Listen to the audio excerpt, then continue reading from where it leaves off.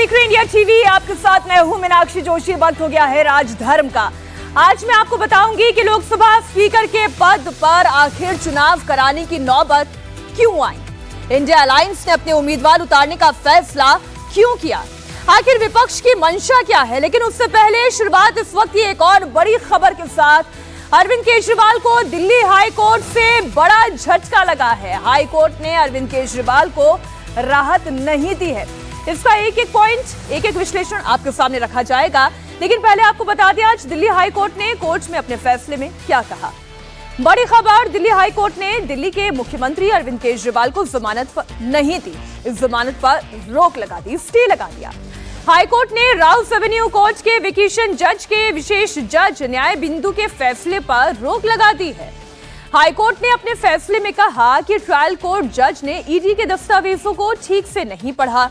High court ने कहा कि ट्रायल कोर्ट को ईडी को जवाब देने के लिए पर्याप्त समय देना चाहिए था, यानी कि जितना टाइम ईडी को दिया गया था वो इनसफिशिएंट था।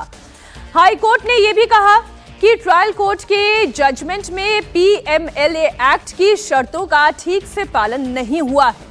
अरविंद केजरीवाल के वकील पहले ही सुप्रीम कोर्ट पहुंच चुके हैं। सुप्रीम कोर्ट में अब कल इस मुद्दे पर सुनवाई होगी, यानी कि एकमात्र राह जो इस वक्त अरविंद केजरीवाल के सामने है वो सुप्रीम कोर्ट का दरवाजा है। निचली अदालत के फैसले को रोक दिया गया। भास्कर मिश्रा हमारे सहयोगी और साथ ही अतुल भाटिया हमारे साथ जुड़े हुए हैं।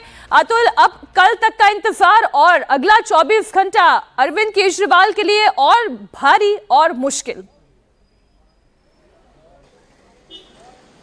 बिल्कुल मीनाक्षी, देखिए जिस तरीके से दिल्ली हाई कोर्ट ने बड़ा झटका अरविंद केजरीवाल को दिया है, जो स्टे था उसको जारी रखा है। और सुप्रीम कोर्ट में जब रविवार को जो याचिका लगाई गई थी अरविंद केजरीवाल की तरफ से, उस पर कल यानी कि सोमवार को सुनवाई हुई थी। और सोमवार को जो सुप्रीम कोर्ट है उसने ये कहा था कि हाई कोर्ट का ऑर्डर आने दीजिए, उसके बाद हम बुधवार को इस पूरे मामले पर सुनवाई करेंगे। तो स्टे जिस तरीके से हाई कोर्ट ने लगाया था उस पर भी सुप्रीम कोर्ट ने वर्बली ये ऑब्जर्वेशन दिया था कि हाई कोर्ट को जो स्टे लगाया है निचली अदालत के फैसले पर, उस पर स्टे नहीं लगाया जाना चाहिए था और उस पर जो है अपना फैसला सुनाना चाहिए था। जिसके कुछ देर बाद ही दिल्ली हाई कोर्ट की तरफ से यह फैसला आया मंगलवार को, यानी कि सोमवार की दोपहर को, कि 2:30 बजे जो है मंगलवार को इस पूरे फैसले पर अदालत अपना फैसला सुनाएगी। और आज करेक्ट 2:30 बजे दिल्ली हाई कोर्ट ने अपना फैसला सुनाया कि जो रोक निचली अदालत के फैसले पर हाई कोर्ट ने लगाई थी वो जारी रहेगी। 45 पीएमएलए 45 पीएमएलए को ठीक से नहीं सुना निचली अदालत ने, और इसके अलावा जो डॉक्यूमेंट्स ईडी की तरफ से फाइल किए गए थे उनको भी ठीक से नहीं देखा गया या उनको नहीं पढ़ा गया, जो कि निचली अदालत के बाकायदा ऑर्डर के अंदर भी लिखा हुआ था। कल सुप्रीम कोर्ट ने भी यह बात एसजी तुषार मेहता से पूछी थी कि क्या 45 पीएमएलए के ऊपर बहस हुई थी निचली अदालत में, जिस पर तुषार मेहता ने कहा था बहस नहीं हुई। शायद यही दो कारण रहे जिसके बाद दिल्ली हाई कोर्ट जो है उसने अपना यह फैसला सुनाया कि जो निचली अदालत का जो फैसला है उस पर जारी रोक जो है वो अभी जारी रहेगी। लेकिन यहां पर सबसे इंपॉर्टेंट पॉइंट यह है मीनाक्षी कि सोमवार को जिस मामले में सुप्रीम कोर्ट में सुनवाई हुई थी और जिस पे अब बुधवार को यानी कि कल सुनवाई होनी है, आज के हाई कोर्ट के फैसले का इंतजार किया जा रहा था। तो अब कल जब सुप्रीम कोर्ट में सुनवाई होगी तो वहां भी अरविंद केजरीवाल के वकील इन्हीं दलीलों को रखेंगे कि जो हाई कोर्ट ने जो स्टे निचली अदालत के फैसले पर दिया है वो गलत है और सुप्रीम कोर्ट जो है वो इस पूरे मामले पर सुनवाई करे। तो कल निश्चित रूप से सुप्रीम कोर्ट में पूरे मामले की सुनवाई होगी। थोड़ा समझाएं अतुल, ये कहना कि जितने डॉक्यूमेंट्स थे उन्हें ढंग से पढ़ा ही नहीं गया, उन पर चर्चा ही नहीं हुई, इसका मतलब तो ये हुआ ना कि ईडी के पक्ष को ठीक तरीके से कोर्ट सुन ही नहीं पाई और तब उन्होंने जजमेंट दे दिया। बिल्कुल बिल्कुल मीनाक्षी, और सबसे इंपॉर्टेंट बात यह कि बकायदा ये ऑर्डर के अंदर लिखा हुआ है। जो निचली अदालत की जज है न्याय बिंदु, उनके ऑर्डर के अंदर बकायदा ये मेंशन है कि जो ईडी है उसने काफी भारी भरकम डॉक्यूमेंट जो है वो अदालत के अंदर दिए और इनको पढ़ा जाना काफी मुश्किल है, इसमें काफी वक्त लगेगा। इसलिए ये बकायदा कोर्ट के ऑर्डर के अंदर मेंशन है और इसी को आधार बनाया ईडी ने हाई कोर्ट के अंदर, और वहां पर यह कहा कि उनको समय नहीं दिया गया, उनके जो पॉइंट्स थे उनको नहीं पढ़ा गया, जो डॉक्यूमेंट्स ईडी ने जमा कराए उनको नहीं पढ़ा गया। तो किस आधार पर यह जमानत दी गई? ये जमानत जो है वो पूरे तरीके से गलत है, इलीगल है, और जो निचली अदालत का फैसला है उस पर तुरंत स्टे होना चाहिए। 20 तारीख को जो है वो निचली अदालत ये फैसला सुनाती है, 21 जून को ईडी हाईकोर्ट पहुंचती है और हाईकोर्ट जो है वो पूरे दोनों पक्षों को सुनने के बाद इस पूरे निचली अदालत का जो फैसला है उस पर स्टे देती है। तो अब जब कल सुप्रीम कोर्ट में सुनवाई होगी तब अरविंद केजरीवाल के वकीलों की तरफ से यह कहा जाएगा कि जो हाईकोर्ट का स्टे है वो अभी उसने जारी रखा है, इस स्टे को हटाया जाए,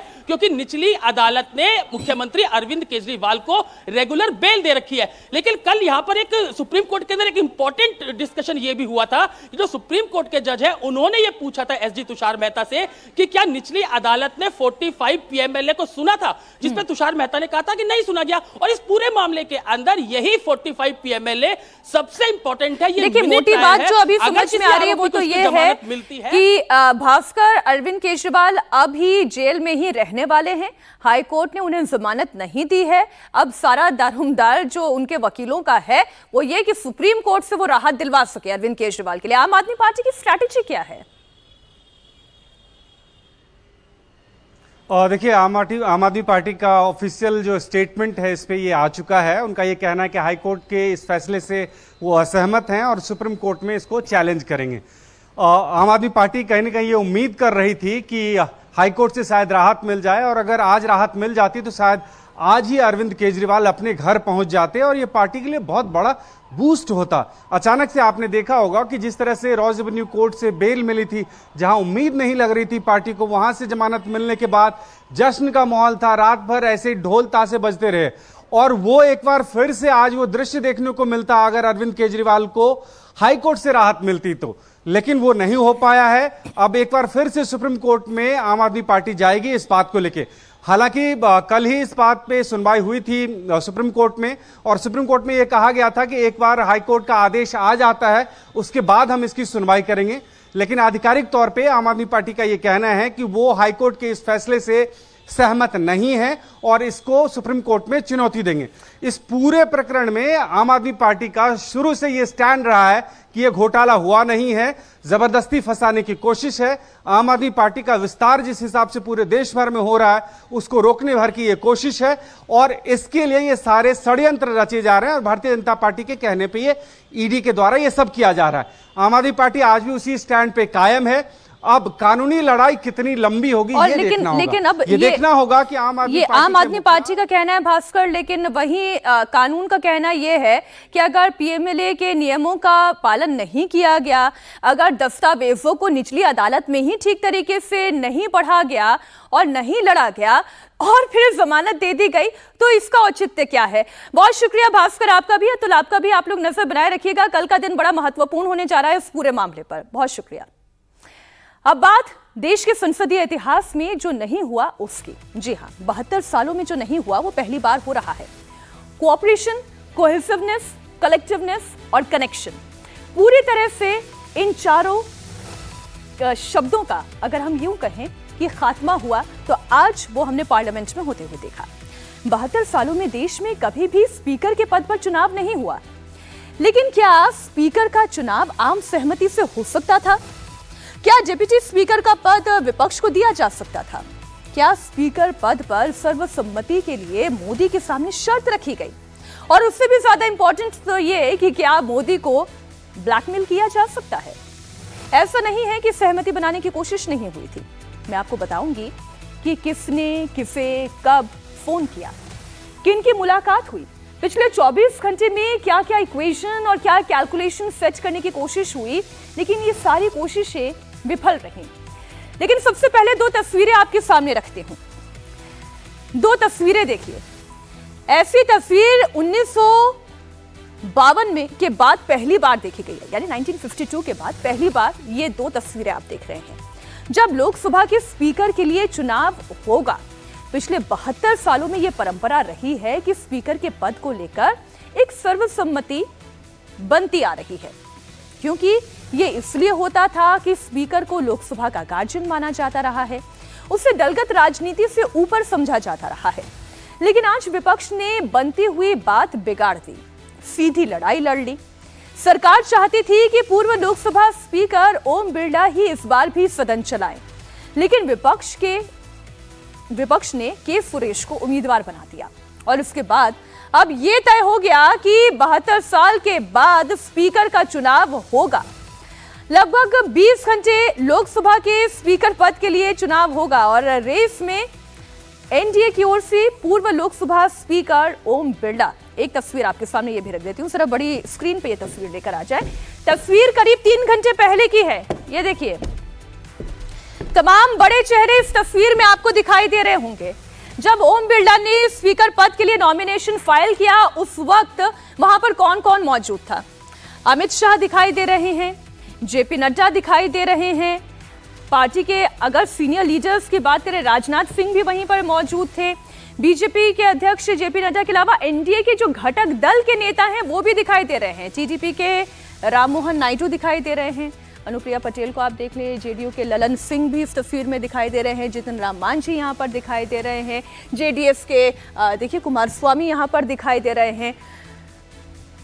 ये तमाम चेहरे ओम बिरला ने जब नॉमिनेशन फाइल किया तो वहां पर मौजूद थे। मतलब ये कि अगर प्रधानमंत्री नरेंद्र मोदी को छोड़ दें तो एनडीए संसदीय दल के सभी बड़े चेहरे यहां नामांकन में मौजूद थे। देखिए इधर चिराग पासवान भी दिखाई दे रहे हैं, ललन सिंह यहां पीछे दिखाई दे रहे हैं, ये तमाम चेहरे यहां पर थे। कहा जाता है ना कि राजनीति में तस्वीरें ही पर्दे के पीछे की कहानी को बयां करती है। इसलिए अब आपको बताती हूं कि विपक्ष के स्पीकर के पद के लिए जो उम्मीदवार थे के सुरेश, उनके नॉमिनेशन में कौन कौन मौजूद था। क्या आपको यहां पर राहुल गांधी दिखाई दे रहे हैं या मल्लिकार्जुन खड़गे दिखाई दे रहे हैं? के सुरेश ने जब नामांकन फाइल किया तो अखिलेश यादव भी मौजूद नहीं थे, ममता बनर्जी की पार्टी के कोई भी बड़े नेता यहां पर नहीं दिखाई दिए, सुप्रिया सुले नहीं दिखाई दी, उद्धव ठाकरे की पार्टी का कोई बड़ा चेहरा यहां पर दिखाई नहीं दे रहा है।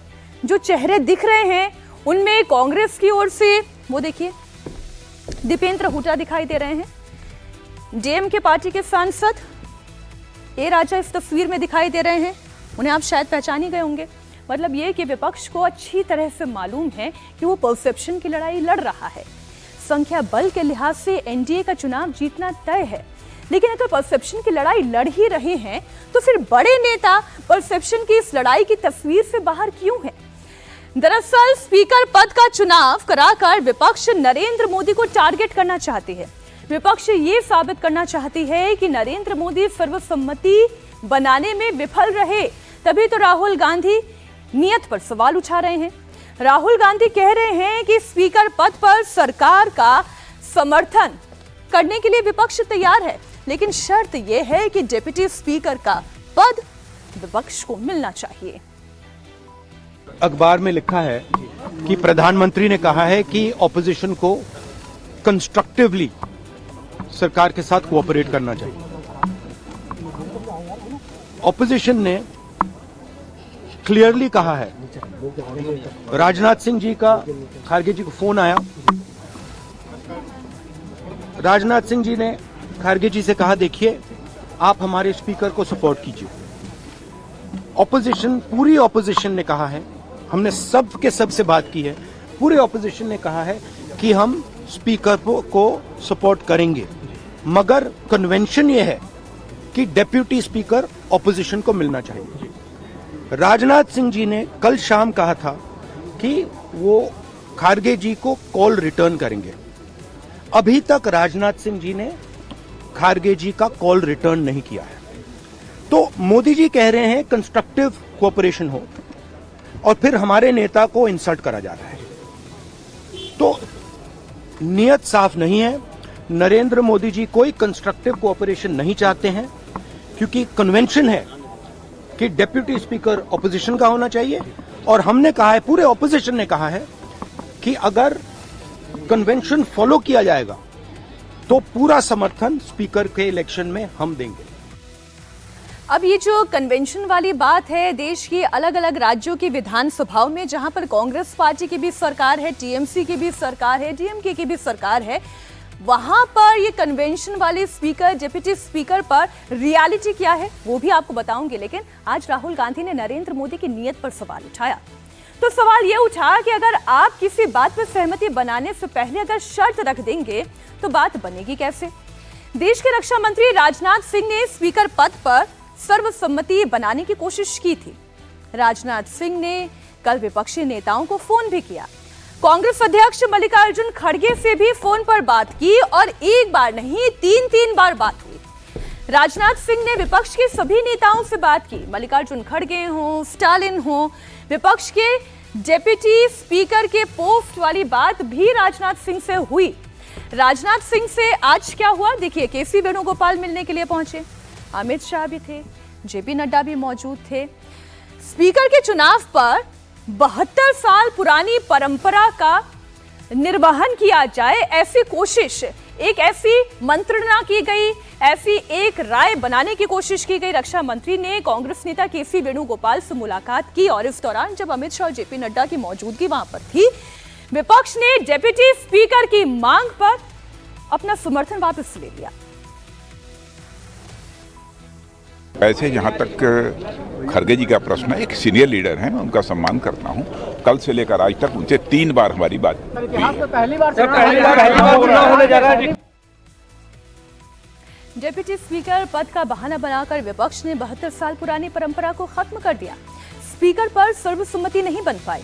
विपक्ष डिप्टी स्पीकर के पद पर अड़ा रहा, जबकि कांग्रेस समेत तमाम विपक्षी दलों को मालूम है कि स्पीकर का पद हो या फिर डिप्टी स्पीकर का पद, दोनों ही पदों पर अगर चुनाव हुए तो संख्या की जो ताकत है वो एनडीए के पक्ष में है, इसमें तो कोई दो राय नहीं। जिस डिप्टी स्पीकर की बात विपक्ष कर रहा है, तो आपको ये भी बता दूं कि 17वीं लोकसभा में डिप्टी स्पीकर के पद पर कोई भी नहीं था। इसके बावजूद भी इस बार डिप्टी स्पीकर को लेकर कांग्रेस पार्टी ने अपना उम्मीदवार उतारा है। पिछली मर्तबा डिप्टी स्पीकर का पद क्यों खाली रह गया था, उसका कारण आप जानते हैं कि विपक्षी दल के पास उतना भी नंबर नहीं था कि कोई वहां पर अपना डिप्टी स्पीकर उतारा जा सके। इस प्रकार की राजनीति को हम की निंदा करते हैं और मुझे लगता है कि अच्छी परंपरा ये रहती कि लोकसभा निर्विरोध एक सर्वसम्मति से अध्यक्ष चुनता, तो लोकसभा की भी मर्यादा अच्छी रहती, सभी पक्ष का उसमें योगदान रहता और स्पीकर वैसे भी किसी सत्तारूढ़ पार्टी या विपक्ष का नहीं होता है, वो पूरे सदन का होता है। वैसे ही उपाध्यक्ष भी कोई पार्टी या दल का नहीं होता, पूरे सदन का होता है और इससे उसमें सदन की सहमति हो, ऐसे शर्तों के आधार पर कि किसी एक पर्टिकुलर व्यक्ति या पर्टिकुलर पक्ष का ही उपाध्यक्ष हो, वो लोकसभा की कोई परंपरा में नहीं बैठते। अब ये तो तय हो गया है कि स्पीकर पद के लिए चुनाव होगा और ऐसे में लोकसभा का समीकरण भी जानना बहुत जरूरी है। तो आइए आपको बता देती हूं कि लोकसभा में एनडीए की ताकत कितनी है, संख्या बल क्या है। लोकसभा चुनाव में बीजेपी भले ही पूर्ण बहुमत से चूक गई हो, लेकिन बीजेपी के गठबंधन एनडीए को पूर्ण बहुमत मिला है। 240 की ताकत बीजेपी के पास, टीडीपी के 16 सांसद, जेडीयू के 12, शिवसेना के 7, शिंदे गुट के, एलजेपी के 5, आरएलडी के 2, जनसेना के 2 और जेडीएस के 2। अगर इन टोटल मिला लें, इसमें अपना दल, हम पार्टी, एनसीपी, यूपीपीएल, एजीपी, अजसू और साथ ही एसकेएम, यानी कुल संख्या बनती है 293 की, यानी कि ताकत एनडीए के पास है। चुनाव होता भी है, लड़ाई लड़ी भी जाती है, तो विजेता तय है कि कौन होने जा रहा है, लेकिन फिर भी लड़ाई तो लड़नी है, क्योंकि ये तो परसेप्शन की लड़ाई है। इसलिए जेडीयू सांसद और केंद्रीय मंत्री ललन सिंह ये कह रहे हैं कि कांग्रेस शर्तों पर लोकतंत्र चलाना चाहती है, लेकिन दबाव की राजनीति से लोकतंत्र चलता नहीं है। अध्यक्ष के विषय पर बात करने के लिए श्री वेणुगोपाल जी और टीआर बालू साहब आए थे और माननीय रक्षा मंत्री जी से चर्चा उन्होंने की। माननीय रक्षा मंत्री जी ने उन्हें अब एनडीए की तरफ से जो स्पीकर के लोकसभा के अध्यक्ष के उम्मीदवार हैं उनका नाम बताया और उन्होंने समर्थन मांगा। कांग्रेस पार्टी वेणुगोपाल साहब का कहना था कि आप उपाध्यक्ष का पद अभी आप इसी समय उसको स्वीकार करें। माननीय रक्षा मंत्री जी ने उनको कहा कि जब उपाध्यक्ष का चुनाव होगा तो हम निश्चित तौर पर हम सभी लोग बैठ के बात करके उपाध्यक्ष तय करेंगे, लेकिन वो शर्त पर अड़े रहे और शर्तों के आधार पर वो लोकतंत्र चलाना चाहते हैं, दबाव की राजनीति करना चाहते हैं। तो ये लोकतंत्र में नहीं चलता है, दबाव की राजनीति नहीं। वहीं दूसरी ओर अगर इंडिया अलायंस की बात करें तो लोकसभा चुनाव में इंडिया अलायंस बहुमत के आंकड़े से काफी पीछे रह गई। लोकसभा में 234 सांसद चुनकर पहुंचे थे, लेकिन अब एक सीट और कम हो गई क्योंकि राहुल गांधी ने वायनाड सीट छोड़ दी है। लोकसभा चुनाव में कांग्रेस पार्टी ने पिछले चुनाव के मुकाबले शानदार प्रदर्शन किया, इसमें कोई दो राय नहीं। आंकड़ा 99 तक भी पहुंचा लिया, लेकिन राहुल गांधी रायबरेली और वायनाड दोनों जगहों से चुनाव जीते थे, इसलिए उन्हें एक सीट छोड़नी पड़ी, जिसके बाद कांग्रेस का आंकड़ा घटकर 98 रह गया। लोकसभा में अखिलेश यादव की समाजवादी पार्टी तीसरी सबसे बड़ी पार्टी के तौर पर उभरी। समाजवादी पार्टी के 37 सांसद हैं। इसके बाद नाम आता है टीएमसी का, जिनके 29 सांसद हैं। स्टालिन की डीएमके के 22 सांसद, उद्धव ठाकरे की पार्टी के 9, शरद पवार वाली एनसीपी के 9 सांसद और लालू यादव की आरजेडी के 4 सांसद। लेफ्ट के 8 सांसदों को मिला लें।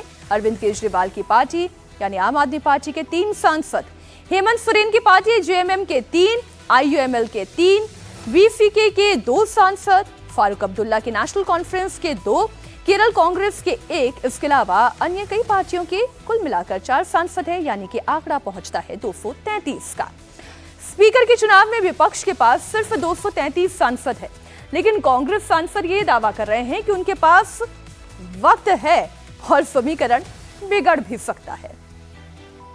नासिर साहब, ये चुनाव पहली बार होगा, ऐसी क्या मजबूरी हो गई कि विपक्ष ने अपना उम्मीदवार उतार दिया और कंसेंसस नहीं बन पाया? देखिए, कंसेंसस बनाना किसी भी चीज़ पे सरकार की दायित्व होती है, उनकी रिस्पॉन्सिबिलिटी है कि वो कंसेंसस बनाएं। ये पहली बार आप कह रहे हैं पहली बार चुनाव हो रहा है स्पीकर के पोस्ट पे, मैं तो ये कह रहा हूँ कि पहली बार प्रोटम स्पीकर सबसे वरिष्ठ नेता नहीं बन पाया, और वो भी वो आदमी वो पार्लियामेंट मेंबर है जो डाउन ट्रेडन कम्युनिटी से आता, दलित कम्युनिटी से आता, उसको आप जो है प्रोटम स्पीकर नहीं बनाते हैं। पहली बार हुआ है। पहली बार ये हुआ है कि पिछले 5 साल बिना डिप्यूटी स्पीकर सरकार ने लोकसभा चलाई है। कन्वेंशन दबाव बना रहे हैं, कंडीशन नहीं है, कन्वेंशन हैं। इस देश में कन्वेंशंस चलते आ रहे हैं। पार्लियामेंट्री डेमोक्रेसी में पूरी दुनिया भर में कुछ लिखित होता है, कुछ अनलिखित होता है। कुछ लिखित जो है उस पर तो चलना ही है, लेकिन अनलिखित बहुत सारे प्रेसिडेंट्स होते हैं, कन्वेंशंस होते हैं, ट्रेडिशंस होते हैं, जो एक लंबे समय पे से चलते आ रहे हैं और चलते रहते हैं आगे तक। आप उस सारे कन्वेंशंस को दरकिरार करके कॉन्स्टिट्यूशन को वायलेशन करिए। कॉन्स्टिट्यूशन में लिखा नहीं गया है क्या डेप्यूटी स्पीकर होना चाहिए, तो आपने 5 साल लोकसभा कैसे चला दिया बिना डेप्यूटी स्पीकर के? क्या डेप्यूटी स्पीकर अपोजिशन पार्टी से नहीं हुआ करता?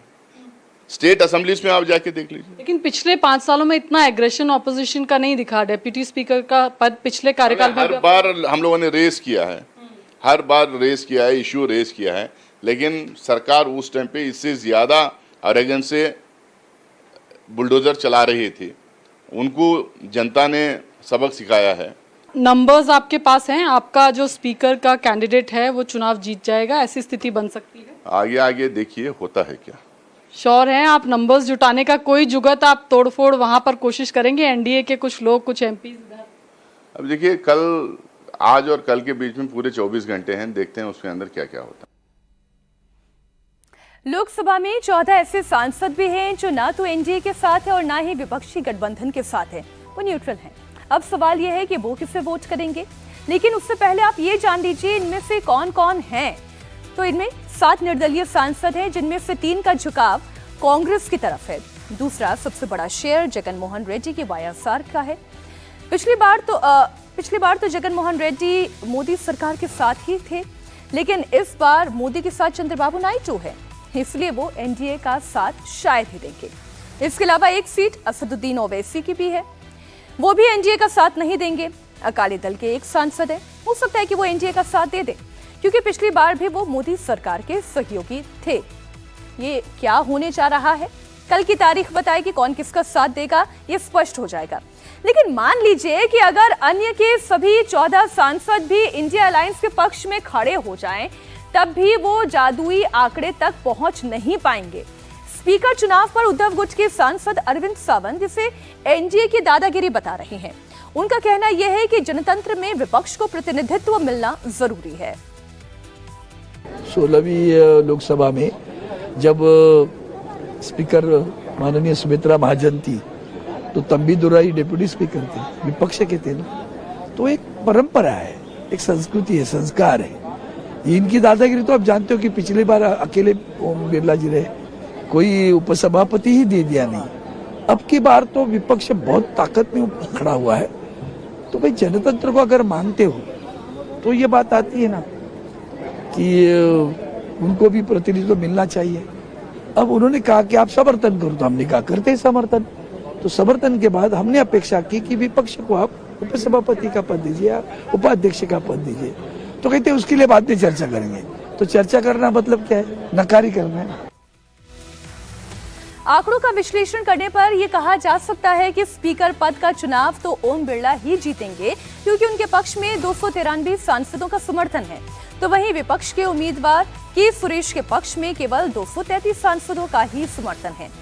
केंद्र सरकार में मंत्री और बीजेपी के सहयोगी चिराग पासवान ये कह रहे हैं कि स्पीकर का पद पूरे सदन के लिए होता है और लोकतंत्र में कोई शर्त नहीं रखी जाती। देखिए, सर्वसहमति से ये किसी पक्ष का ये चुनाव नहीं होता। स्पीकर का जो पद है वो पूरे सदन के लिए होता है।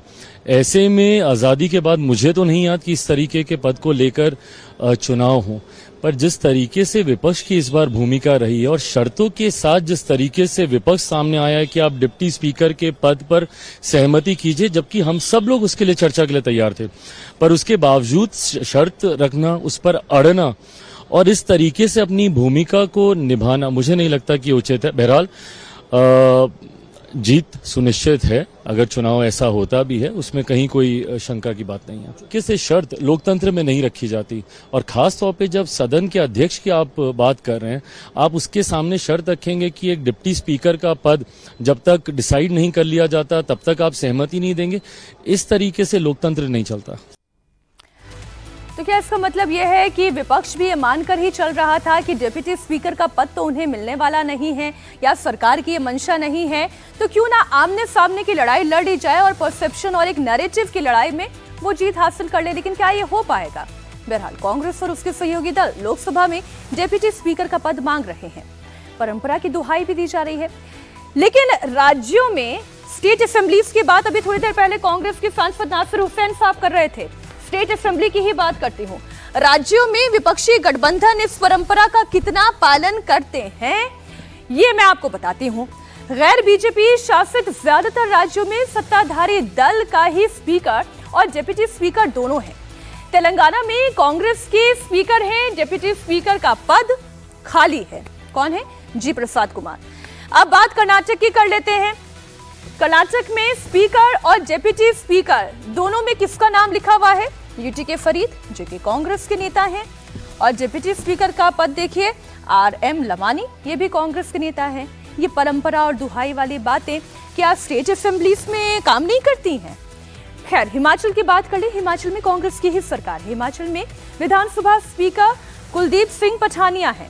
वहीं डिप्टी स्पीकर की बात करें, विनय कुमार हैं। दोनों ही कांग्रेस के नेता हैं। इसी तरह पश्चिम बंगाल में ममता बनर्जी की पार्टी के स्पीकर हैं और डिप्टी स्पीकर भी टीएमसी के ही हैं।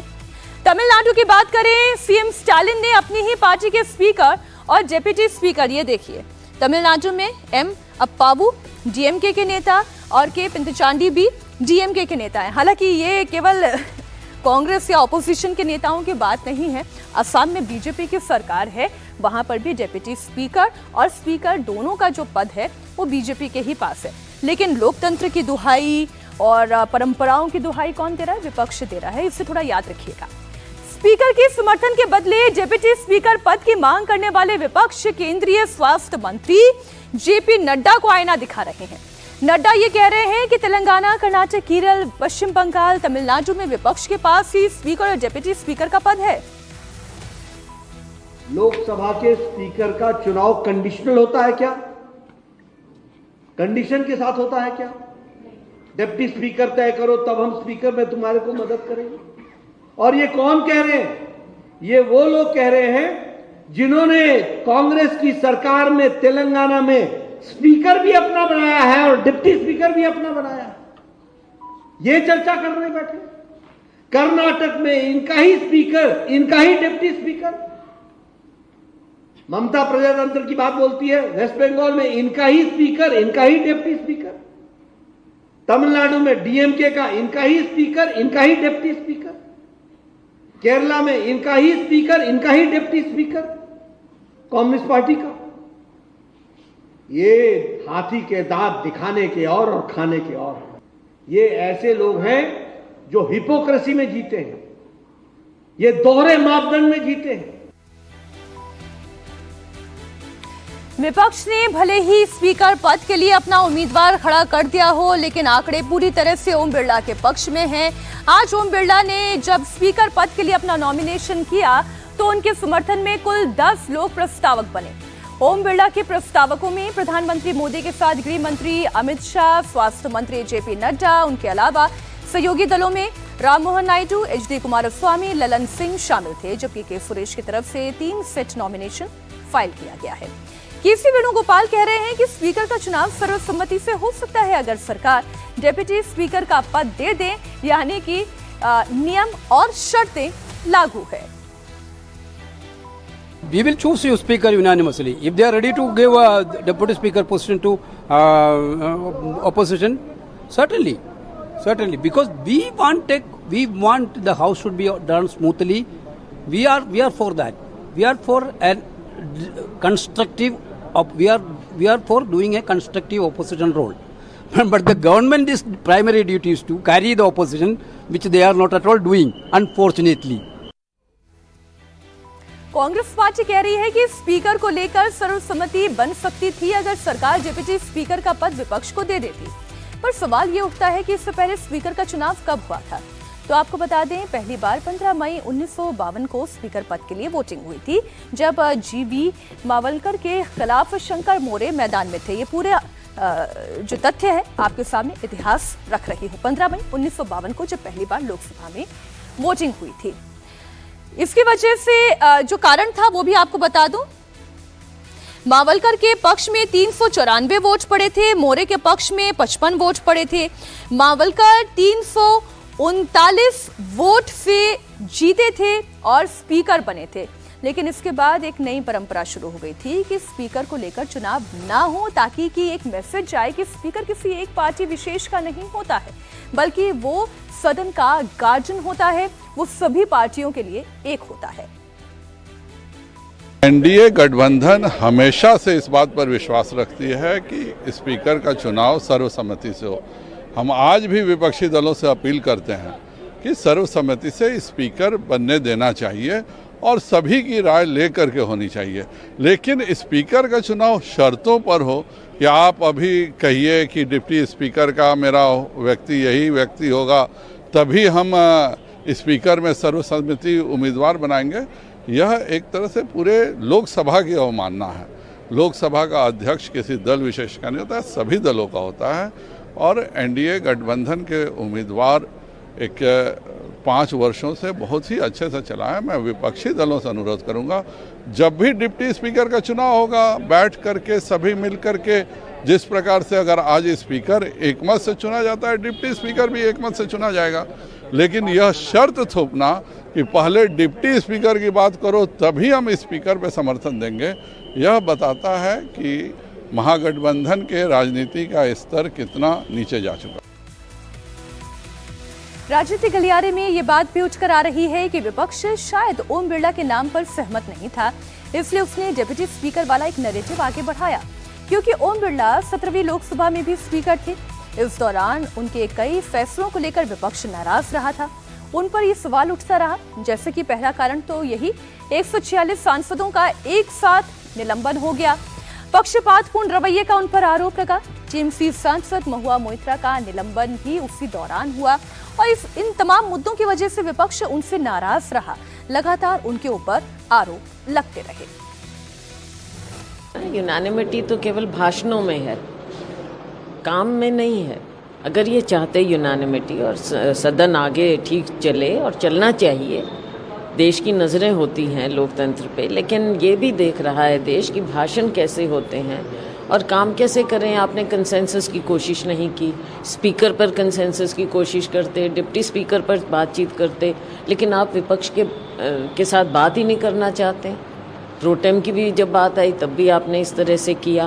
तो ये साफ नज़र आ रहा है कि आपने एक तरफा काम ही रखना है। और ये इस प्रणाली के लिए अच्छी बात नहीं है। हमने भरा है, हमारे सुरेश जी जो बहुत सीनियर हैं 8 बार के, तो भरा है और हमारा पूरा प्रयास होगा कि वो जीतें।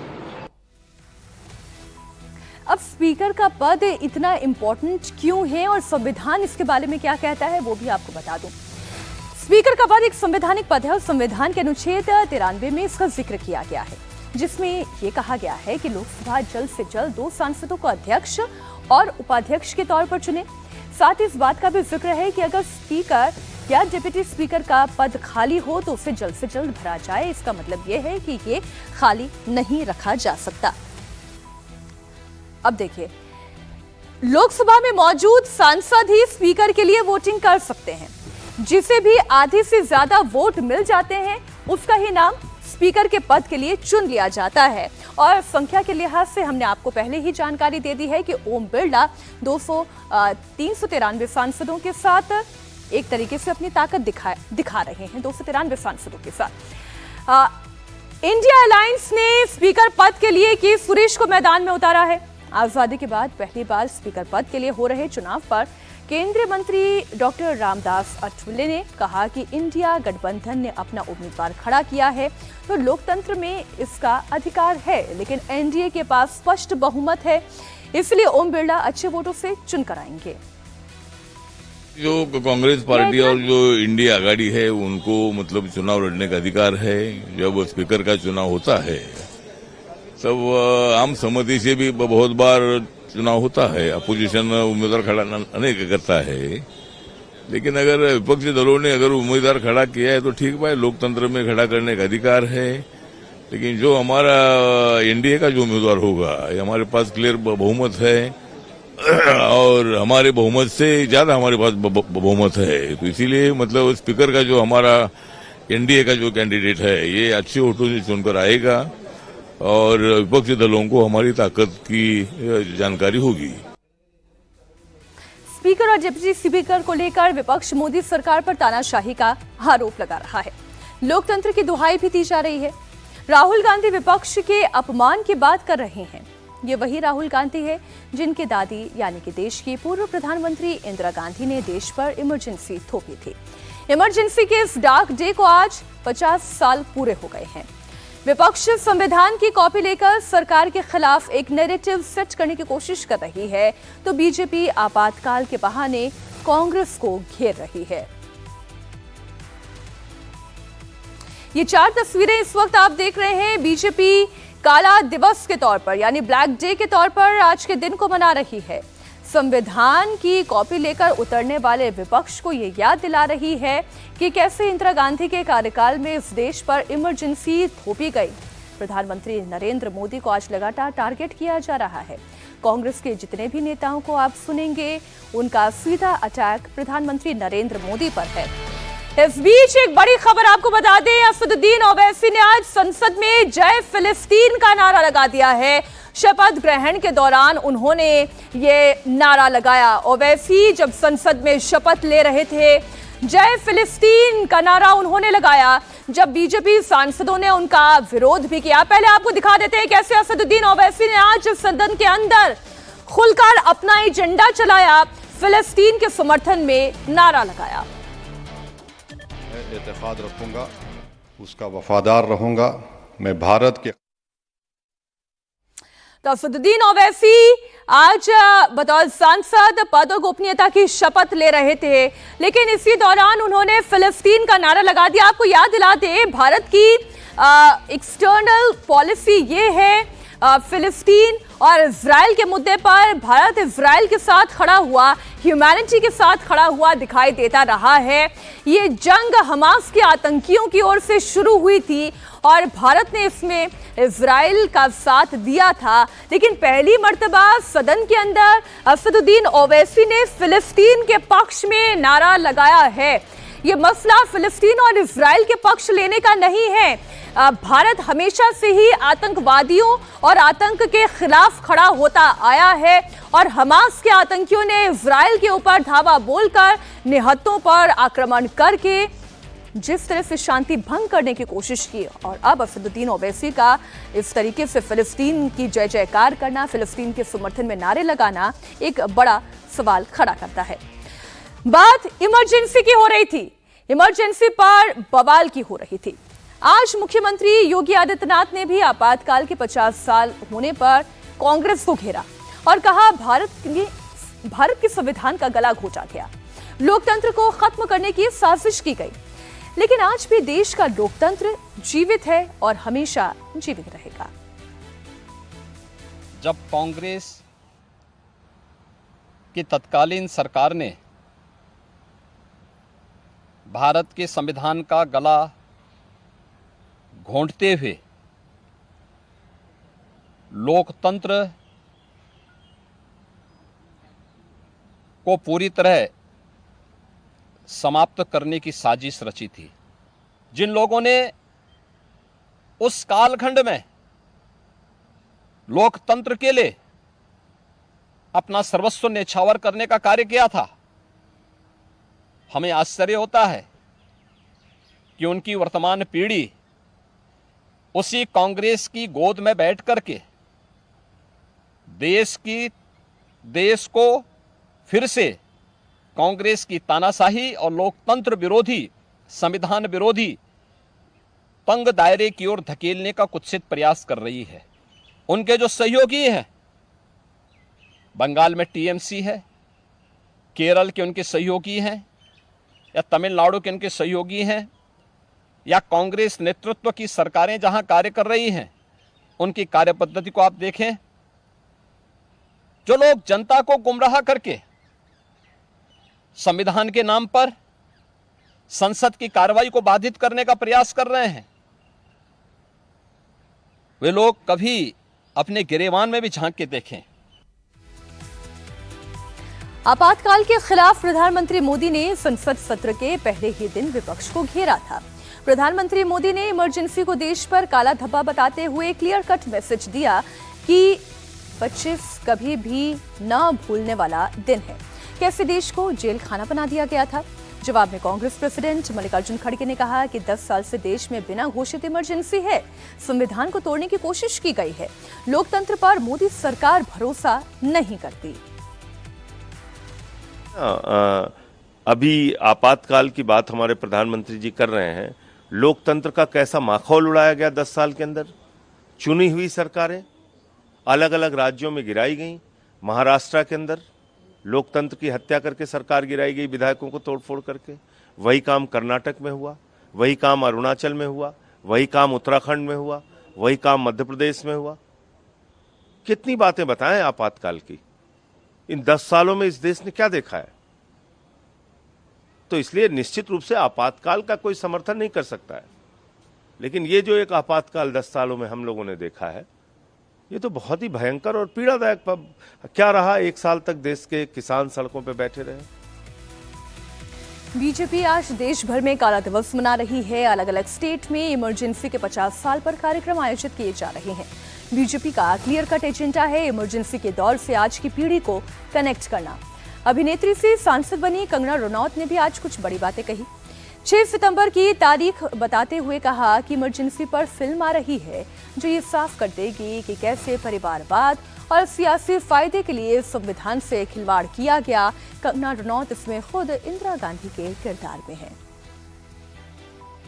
आज जो है हमने इमरजेंसी फिल्म की जो है 6 सितंबर डेट रिलीज की है और मुझे लगता है जो हमारी जो जनरेशन है, क्योंकि मैं भी 86 बॉर्न हूं, तो हमें पता ही नहीं है कि क्या हुआ था, हम बस सुनते रहते हैं।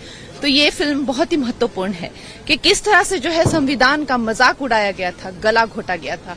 और ये जो आज का दिन है, ये काले धब्बे की तरह जो है हमारी तरफ देखता है। तो हमें जो है आज जो लोग ये किताबें उछाल रहे हैं अंदर, देखिए आप कैसे ये लोग हंसते हैं और किताबें उछाल रहे हैं और हंस के खिच कर करके उछाल रहे हैं, तो इनमें कोई गंभीरता नहीं है। ये इन लोगों ने पहले भी संविधान को लेकर जो अफवाहें फैलाई, उसके करके जो है इन लोगों ने लोगों को भटकाया और भ्रमित किया, और इससे पहले भी इन्होंने संविधान को जो है मजाक बना के रखा है। तो 6 सितंबर को इमरजेंसी फिल्म आ रही है जिसमें इनके सारे काले चिट्ठे खुलेंगे कि एक ये परिवार है जिसने इस देश को जो है बाप दादा की जागीर समझ के रखा हुआ है।